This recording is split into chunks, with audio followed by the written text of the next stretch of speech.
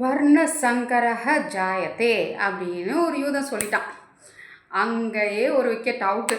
அவர் சொல்கிறாரு, மாட்டில் கூட ஜாதி இருக்குது, ஜாதியோடு தான் சேர்ந்து கல்யாணம் பண்ணிக்கணுமா, அதுவும் ஜூஸ் யாரை கல்யாணம் பண்ணிக்கணும், பிராமின்ஸை தான் கல்யாணம் பண்ணிக்கணும். டேம் பேம் அப்படின்னு ஒன்று இருக்கான். இந்த டேம் பேமை தான் இந்த ஜூஸ் கல்யாணம் பண்ணிக்கலாமா, அப்போ தான் குவாலிட்டியான குழந்தை பிறக்குமா. கேளுங்க. வர்ணசங்கரஹா ஜாயத்தே.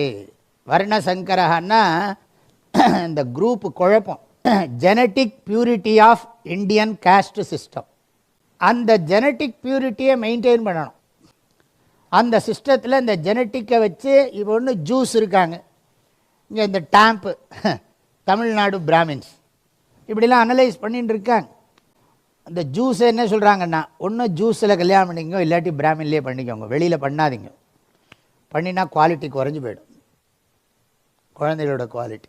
இந்த மாடுக்கு இவ்வளோ ஜாதி பார்க்குறோமே, ஆஃப்டர் ஆல் மாடு அப்படி நம்ம சொல்ல முடியுமான்னா, இந்த மாடு அந்த மாடு